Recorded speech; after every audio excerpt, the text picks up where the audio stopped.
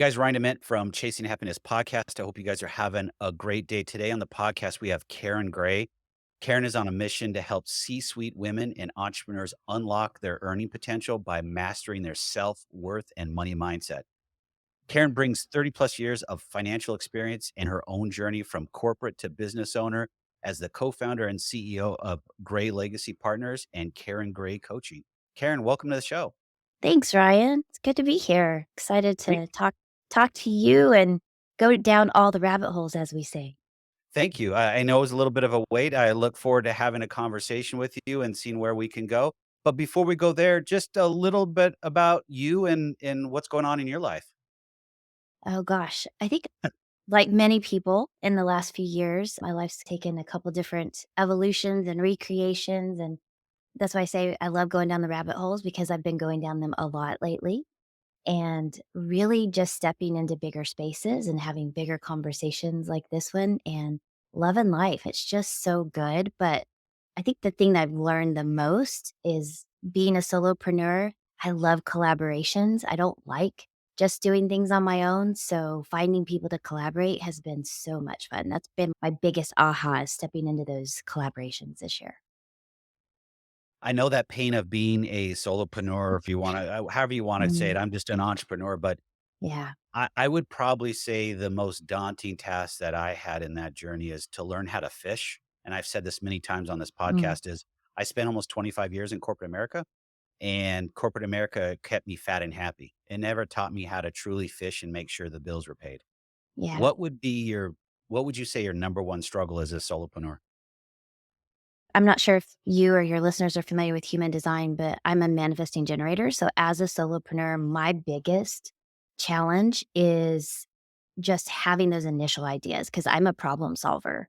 So, Okay. I do that for everybody else. It's hard to read the label from inside the jar, right? So, I have a hard time solving my own problems. So, making sure that I have the support that can see my blind spots and things like that. So making sure that I'm supported has been key, having the right people in the right places because I just get stuck with, okay, what do I do next?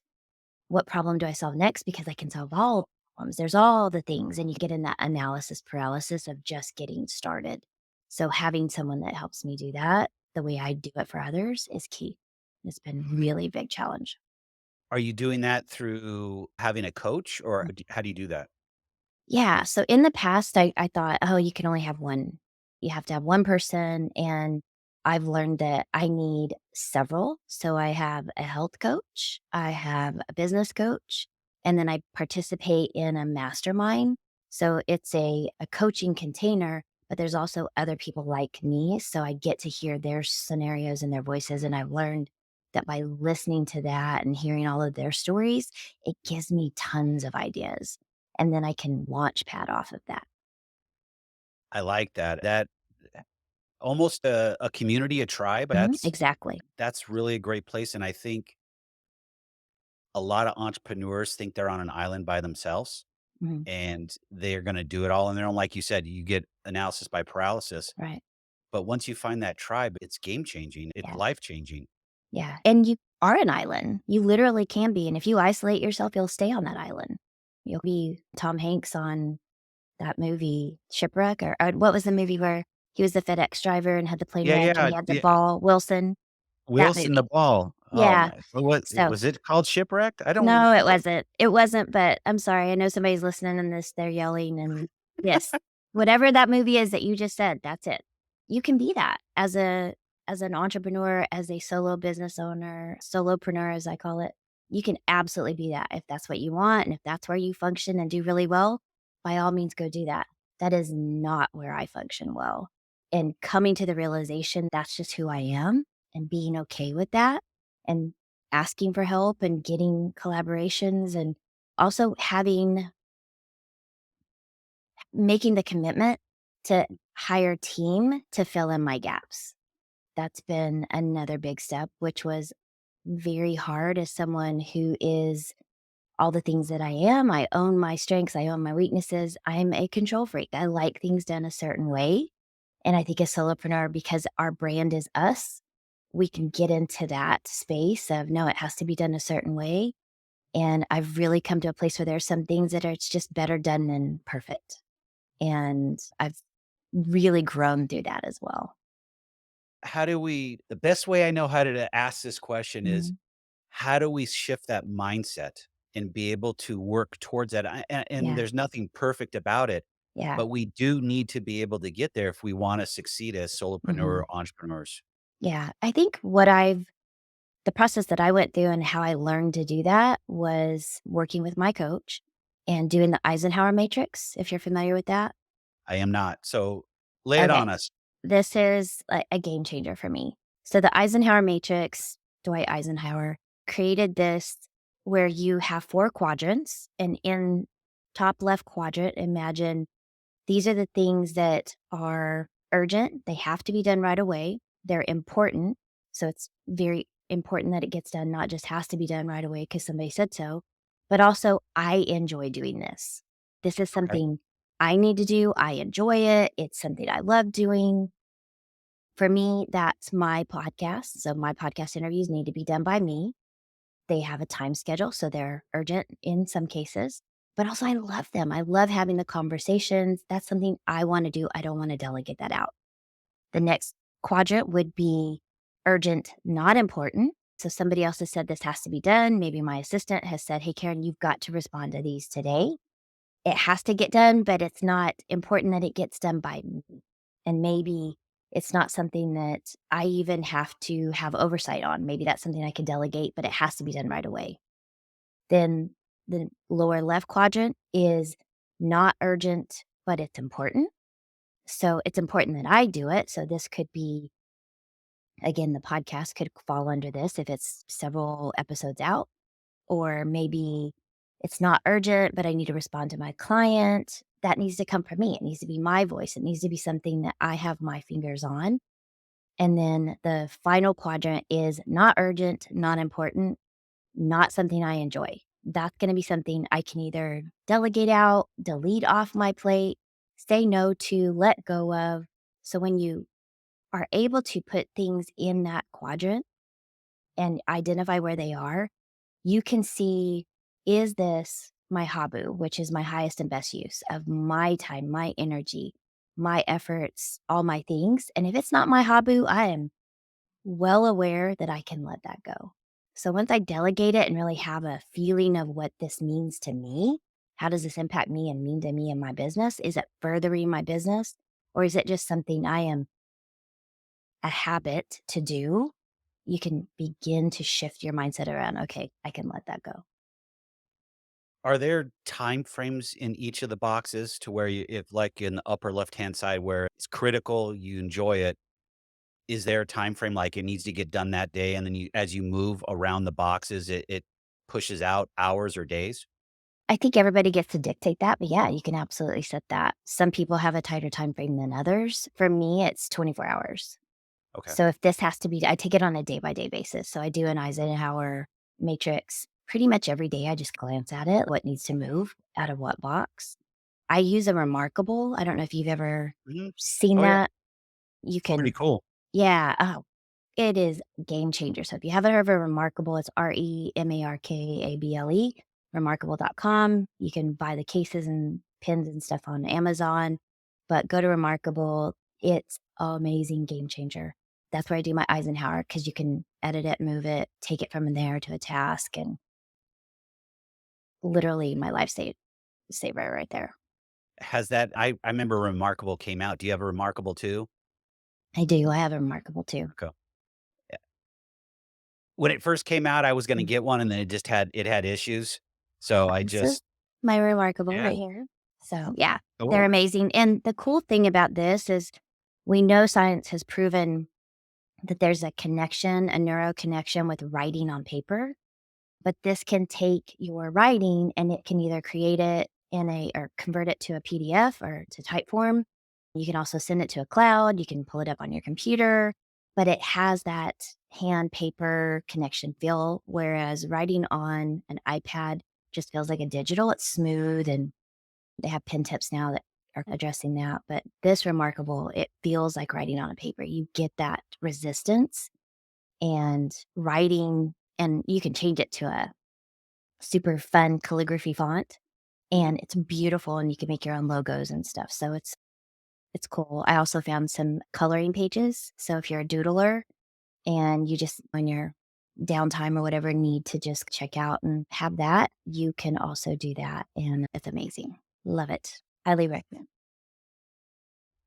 Something you said earlier is you've gotten to delegating or Mhm. creating that.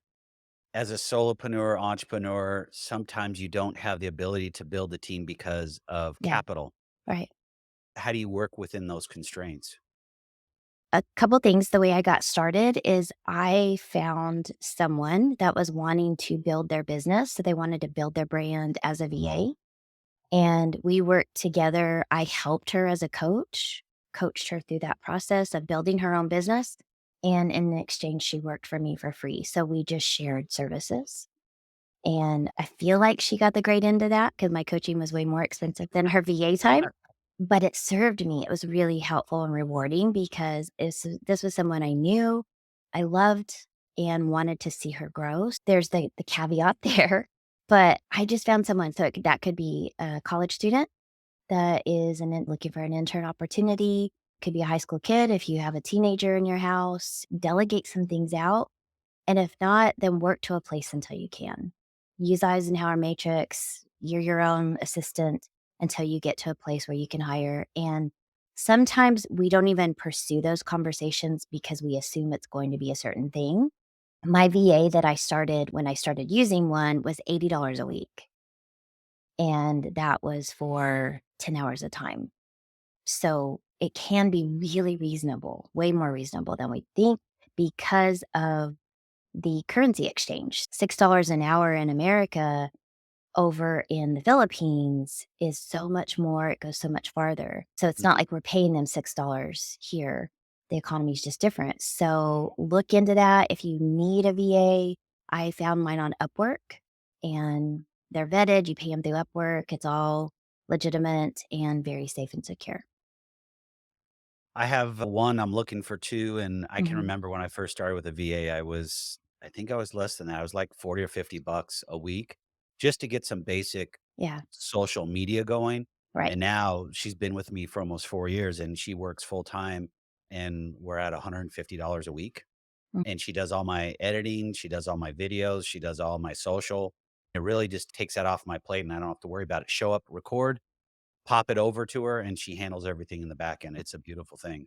it's a game Uh, changer. it is. Now I need to find another one that can help me with, Mm, marketing and specifically around Go High Level, which is mhm. a CRM that I use. Yeah, So love we're Go High Level. Oh, cool. Yeah. So, yeah, I'm looking for that experience because I think there's some great play that's coming into Mhm. vision or focus for us to where we can start using a platform called AI. It's Mm, artificial intelligence that can hold conversations, literally train it to hold conversations. And that would be game changer for my real estate business to where we could be outreaching to individuals and having conversations without having to hire telemarketers or cold callers. Da love it. Just game changer. Yeah. I digress, I come back. How did you get focused in on C-suite and that mission for women and entrepreneurs? Couple things. I feel like we have to follow a path that's authentic to us, and so that was my journey, was I was in the world with a lot of C-suite women. It was the conversations I was having, it was the rooms and the tables I was at as a business owner, and then also I was a branch manager of a credit union, and now in the networking space, I serve a lot of those women, so I'm partial share owner of a networking organization called Success North Dallas, and I'm the chief of staff for that organization. But I'm also president of the Texas Businesswomen's Organization. So, couple different things that I do, all the different hats that I wear. These are just the women that I support naturally with my market, and the conversations I have with them, I see over and over again. And as a financial advisor, I was working with these women because oftentimes we're, as women, super successful, but we've done it from a place of fear, from a place of insecurity. We're overperforming. super high level, but we don't give ourselves credit in the other skills and we turn over or acquiesce our money because somehow, some way we've learned that we're not capable or it shouldn't be us that runs it. And I began to see all of these correlations between the if you see my story, I got started coaching with pageant girls. So I was working with these teenagers who were getting on stage, speaking, competing in pageants, and they were having the same challenges with confidence, speaking, owning their own value and worth that my financial advisory clients who were CEOs and VPs. So it's okay. We never outgrow this if we don't face it and deal with it. So I just began having those conversations and that also meant I had to face my own stuff. And so that was my own journey and process of healing so that I could go first and help them. So it's a mindset shift, and I'm not trying to pick on women or men. I think it's a universal thing It because we all is, struggle with absolutely. it. So what could be 3 nuggets that the listeners can take away that if they're struggling with any of this, man or woman, however, what could they do to better themselves in this space? And specifically what base? Because I could go really broad. Mindset, but Mhm. also creating value for yourself. I think a lot of people shortchange themselves, especially from an entrepreneurial standpoint. When you're out trying to sell your products and someone says your product's not worth it, and then you keep on undercutting yourself on price, it just means no, you go to somebody else. You don't wanna Yeah, continue to do that, and I think that's the same mindset that you're talking about, yeah, just a few minutes ago. absolutely, and that's such a good awareness because it all comes from the same place of we don't acknowledge our own self-worth, Mhm. and if we can't acknowledge it, accept it, and own it, we can never project that to the world and get paid for what the work that we're doing because we don't see ourselves as worthy of receiving that money, that abundance. We actually end up blocking our own success or self sabotaging.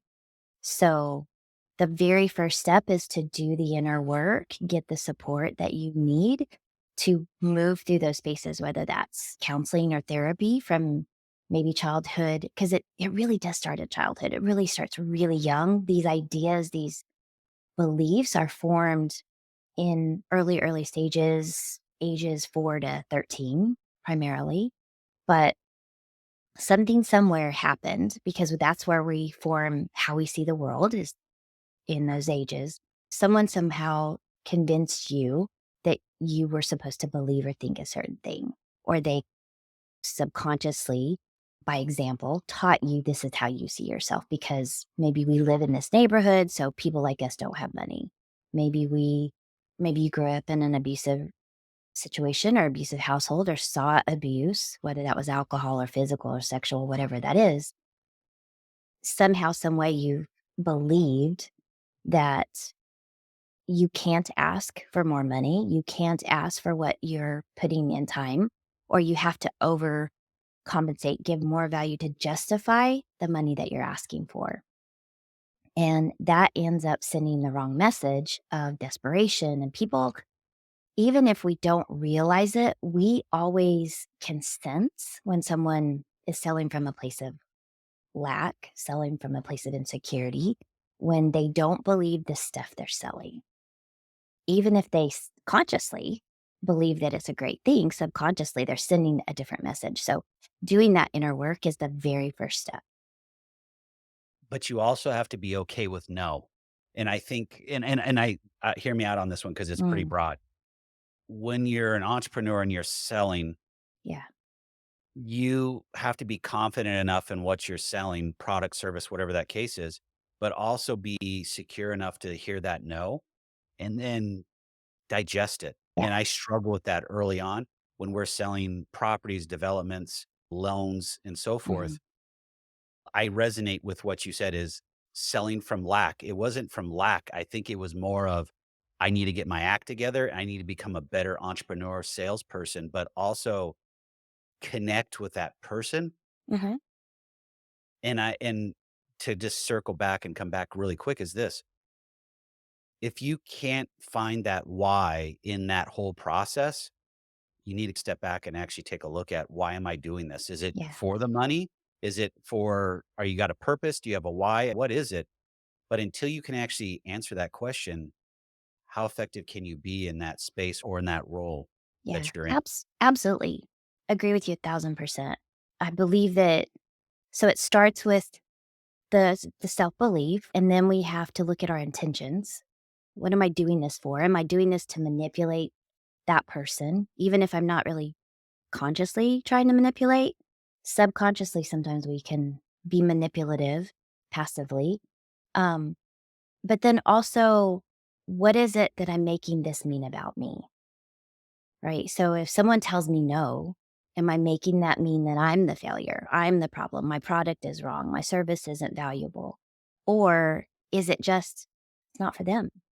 And so when you can look through the lens of all of those things, and it really is a process. It's not a easy 1, 2, 3 blueprint, but there is a process. I do have a 12-week program that I send people through and work through on this because when we understand we're valuable just because we are, right? You were born, you're here. That means you have a value and a purpose. If someone says no, that's about them, not me. If they don't like me, that's about them, not me. Coming to that place of right here, right now, what is it that I can learn from this situation? And how much of this am I supposed to take forward? And how much of this am I supposed to let go and just leave it with that person? Letting all of that just be is a huge mind shift, as you said, right? It's just never about the things that we initially think it is. Ever, we assume so much about people, and 9 times out of 10, we're wrong. So circling back to women in entrepreneurs in the C-suite and so Mm, forth, the rejection and the mindset of overcoming. I'm trying to put myself in the same shoes because I've had that. And I think it boils down to being persistent. It's one of my words that I use a lot, mhm. and getting up after you fail. But it's learning from those moments like you just said, and also recreating yourself a little bit. Every time you do have that failure, you're adding a little bit more into the puzzle because you'll start finding yourself in a better place because you're now more resilient to the no. Am I along that path, or am I out there middle band? No, I think that's true for some people. I don't think we can blanket and say that's the case for everyone because we're all at a different place of healing and we all come from a different perspective and see it through a different lens. That's definitely true for some. That would be very true for my husband as well. And not just because he's a man, but, and he, for example, let's use him. So he's a very strong personality. If you were to look at him, he's a very guy's guy, right? A man's Okay. man. He's an alpha dude, former police officer, big guy. He's 6'1", he's 212 now, muscly, very confident in certain things. So we would assume as a culture or as a woman, if I didn't know him, I would assume very certain things about him automatically. I would make it assumptions. Knowing him from the inside, the way I do from the inside circle, I also know that he's can be crushed very easily by certain people because he gives them and their voice certain parameters in his life, right? So he's got those delegated boxes. As a woman, or in my spot, because of my journey through adoption and my own wounds and all the things, I gave a voice to everybody. He only gave permission for certain people to affect him. I You walk up to me and say, "That dress is ugly." I would be crushed the rest of the day. So, it was because of the place I came from, not necessarily because I was a woman and he's a man. It was just in my mind, based on my experience, I didn't have those boundaries set up where that person didn't have authority over my I gave them permission to take over my confidence, right? I gave that away. So I think it can be true. It's a yes and a no and. There's not an easy statement, but yeah, it could go really wide and deep. That's another whole rabbit hole. Oh, it's a whole rabbit hole, but I gotta kinda get back 'cause I can relate a little bit to your husband. Did he serve in the military prior to law enforcement? He didn't. So he had applied, Yeah, he had applied for Air Force, he wanted to be a pilot. He took Ritalin when he was in they gave it to him as a child because he was super hyper, and because he had taken Ritalin as a child, the Air Force wouldn't take him. He was an automatic decline, even though he could have any job he wanted. As a 19 or a 8 let's say he was 18 at the time, as an 18-year-old kid, he was, "Screw you, military, I'm done." And he went to college and got a job and went the military or the police route. So, got his degree and then went into Grand Prairie Police and was in their 911 response and emergency response team and stuff. But he's a battle warrior. He just is. He's a sniper at heart. That's what he probably should have been, but thank God he was not. It's a tough profession. I know it very well, and how you pictured him is he lets certain people in. I I can relate. Yeah, I can totally relate to that, and it's you have that tough exterior, but on the inside, you've got a heart of 5 miles wide. yeah, The things that you can see or experience in that role really makes you pretty much rough on the outside because for sure. you're helping people in their most needy time. Yeah. Um, you don't see a lot of positivity, and especially today, man. I don't know if I could actually tell any of my nephews to go be a law enforcement, in law enforcement today. Mhm. Yeah. Just it's gone crazy, but, I speak from this because I am also to prior law enforcement, so it's near and dear to my heart, and a lot of these guys I live in Arizona, and a lot of the people that live on my block are from California, and my neighbor across the street is current LAPD. I was LAPD also, and he's just Mhm. a younger than I am. I got out because I got hurt. I don't know where I'd be if I was still in law enforcement, but he's struggling Yeah. because it has totally changed from the time he got in 98 or 99. I was in at 96, Mhm. and from that time to now is just a whirlwind, and LAPD is just a crazy department in itself, and then they've add all the other nuances into it, Yeah. and these police officers come out and they're struggling, and it's just Absolutely. the mindset. Sorry, I digress. It's just near and Yeah, dear to my no. heart. Your my husband always said they never called him on their best days. He got out after a really tough season, lost a superior, had multiple calls where it was just the same family, same kids over and over again, and then lost 3 kids in a row.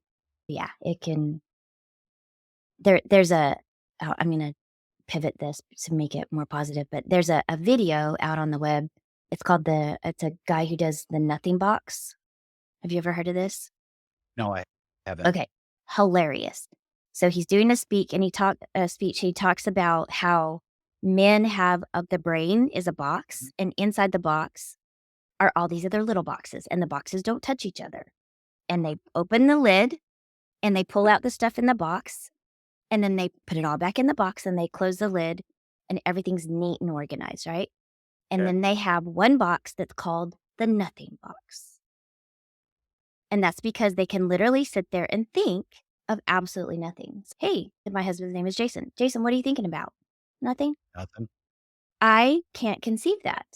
But he's literally thinking about nothing, right? Nothing. Now, he is still very ADD, so he'll just unleash. He calls it like letting go of the steering wheel, and his brain's just that's his nothing moment. I, and this is what the guy talks about women's brain looks like a ball of yarn that a cat's been playing with, right? It's all intertwined and it's all combined, and all the yarn is touching all the other yarn, and it's a nest, and it's just a mess. And you don't know where it starts and you don't know where it ends, and everything's just neural looped together because our emotions saturate everything. And so we make everything mean everything, and everything has a attachment to everything else. And so when guys say they can compartmentalize, and officers do this really well, it's a coping mechanism and for survival. Literally, my husband, when we got married, all of his boxes had cracks in the lids. And so they were starting to bubble out, which is why he had to get out of the law enforcement.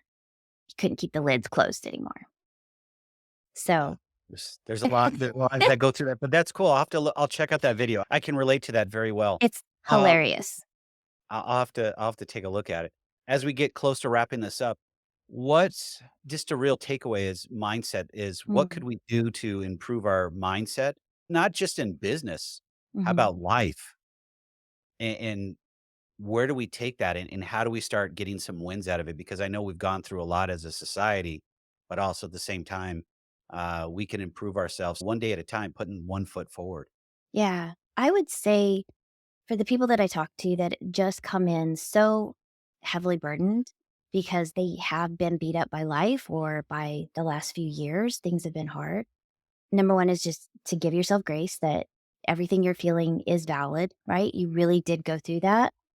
And then here's the key and I've went through all of that and I can change that. I went through all of that and so we have come from a society of it has to be this or that, right? I can't be an entrepreneur and an employee. Yes, you can. I can be that and that. So I can work for someone else and start a side hustle so that I have a way out. In my past, my family was broke. Everybody was broke. Yes, and you can be the one that changes that. In my past, people used me. Yes, and going forward, you can create new boundaries. So it doesn't have to look, your future doesn't have to look like your past. And it begins with a decision right here today. If you're listening to this and this is resonating with you, it begins with a decision to do and be different. And that starts with you, how you see yourself, how you treat yourself, and how you allow others to treat you, because you're always teaching someone how to treat you by what you allow. And it can be as simple as saying, I don't have space for that at this time. Thank you for that opportunity, but I don't have space for that at this time. That is huge. Easier said than done. I know people can do Mm, it. Guys listening, go back, listen to that several times because it's game changing. You got to let it go, but it's also the and in moving forward. yeah. I thank you so much for being on. I love the Oh, thanks, conversation. I Travis. love what you're doing. But before we go, if someone wants to reach out to you, work with you, where is the best place they can reach out to you?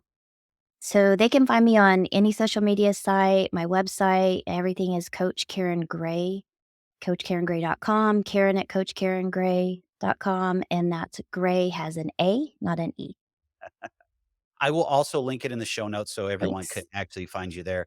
But thank you for coming on. Thank you for Thanks, what you're doing. Travis. Very inspiring and love what you're doing. Appreciate it. It's a calling. I love it. So thank you for the opportunity to share it. You're more than welcome.